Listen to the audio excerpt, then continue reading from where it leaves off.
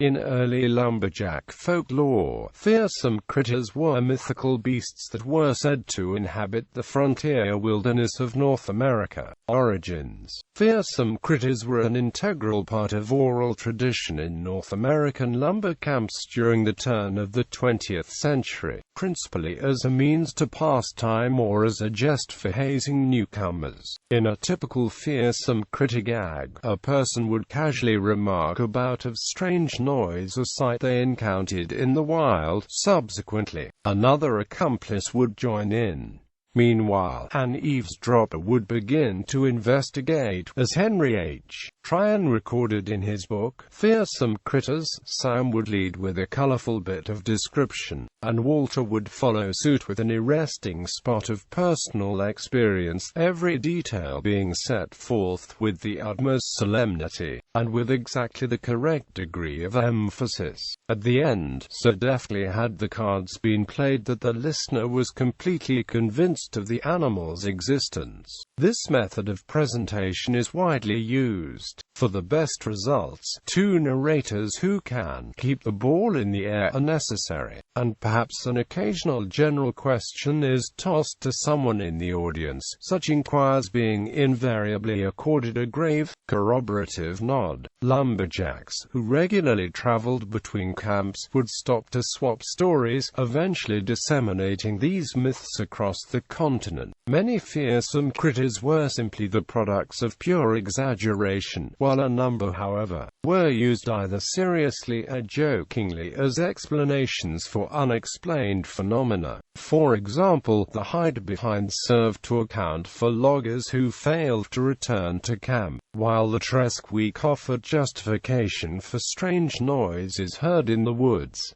A handful mirrored descriptions of actual animals. The mangrove killifish, which takes up shelter in decaying branches after leaving the water, exhibits similarities to the upland trout, a mythical fish purported to nest in trees. In addition, the story of the fililoo, about a mythical crane that flies upside down, may have been inspired by observations of the woodstock, a bird that has been witnessed briefly flying in this manner. In particular instances, more elaborate verses were created using taxidermy or trick photography. Attributes: the character of the fearsome critters themselves was usually more comical than frightful. Often the greater emphasis is placed on behavioral traits with little or no detail mentioned on their appearance, as in the cases of the hide-behind, teakettler, squidgecumsquee, and hangdown. Some, like Flitterix of the Goofus, appeared to be ordinary animals that just behaved out of the ordinary. The more physically emphasized and improbable creatures seem to be distinguished by how far the storyteller could push the boundaries of biomechanics,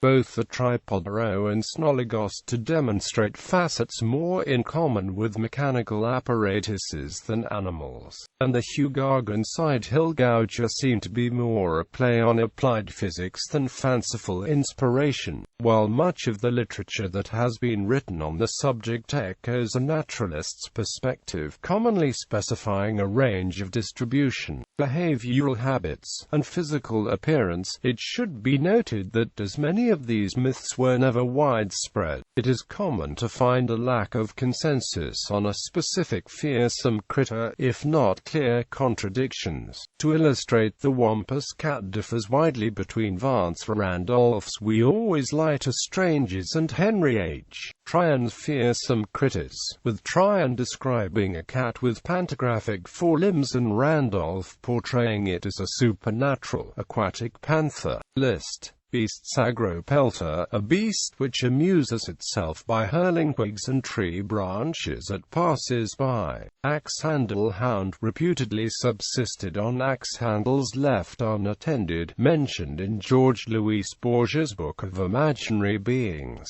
Ball-tailed cat, a feline similar to a mountain lion, except with a long tail with a bulbous end used for striking its prey. Cactus cat, feline of the American Southwest, northwest with hair like thorns that intoxicates itself by the consumption of cactus water. Glawagus, a fierce brute resembling either a panther, lion, or bear, hide behind a brute which would seize unwary lumberjacks and devour them, and was said to be so swift that it could hide behind the nearest tree before a man turned around. Hodag, a favorite varmint of the Wisconsin swamps affixed with horns and spikes complemented by a maniacal grin. Jackalope, a rabbit with the antlers of an antelope. A deer. Jersey devil, a predatory creature said to terrorize livestock in the pines of southern New Jersey, often described as winged and bipedal, and sometimes connected to witchcraft and devil worship. Side hill gouger, a beast legged for hillsides, having legs on one side taller than the other, thus always traveling in a circular path. Skunk ape, a hominid said to inhabit Florida. Snallygaster, dragon-like beast said to inhabit the hills surrounding Washington and Frederick counties, Maryland. Snipe, the subject of the famous Rise of many a camp consisting of a wild goose chase for the animal. Splinter cat, a legendary cat in the Pacific Northwest that uses his incredible speed and stiff forehead to smash into large trees, knocking the branches off and withering the trunks. Squonk, the most melancholy of creatures which, because of its deformed countenance, refuses contact with all life and will dissolve in tears if ever gazed upon. Teakettle, a small vermin which makes the noise like the sound of a tea kettle. Wampus cat, a large phantom cat. Fish fur-bearing trout, a species of trout which grows a thick coat of fur for warmth in its cold climate.